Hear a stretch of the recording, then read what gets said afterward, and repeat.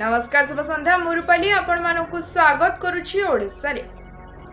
राज्य रे आसंता 5 दिन जाए जारी रहिबो ग्रीष्म प्रभाव। ओडिसा रे आसंता 5 दिन जाए 4 रु 6 डिग्री जाए तापमात्रा वृद्धि पाइबा नै पाणीपाग विभाग पक्षरु सूचना मिलिछि। एप्रिल 17 रु 20 तारिख जाए किछि स्थान रे तापमात्रा 43 रु 45 डिग्री छुईबा संभावना रहिछि। आज भुवनेश्वर रे असह ताती अनुभूत होइछि।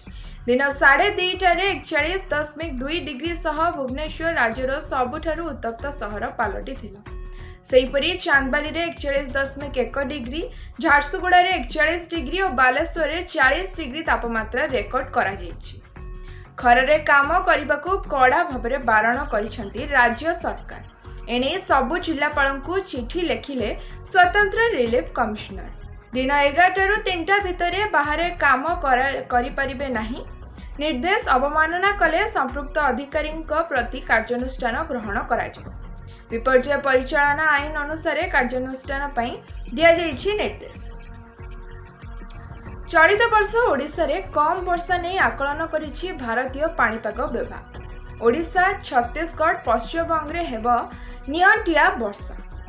उत्तर पूर्व राज्य गुड़िकर मध्य कम वर्षा संभावना रही। भारत में मौसुमी रे स्वाभाविक ठारू अधिक वर्षा संभावना रही बोली भारतीय पाणीपाग विभाग डीजी मृत्युंजय महापात्र सूचना।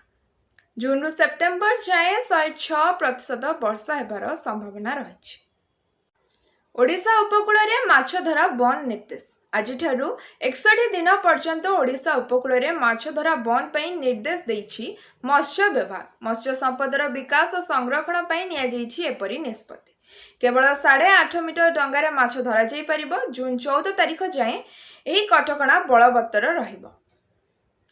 कोरापुट जिला गोड़ीपुट जंगल रु 6 क्विंटाल गंजेई जबत।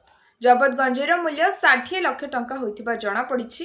गतकाली विलंबित राति रे चढ़ऊ करिथिला पाडुआ पुलिस। आंध्रर सुजोग नै अभियुक्त फेरार होई जाइछन्ति। गोष्ठी संघर्ष रु बोमामाड़ 6 गुरुतर।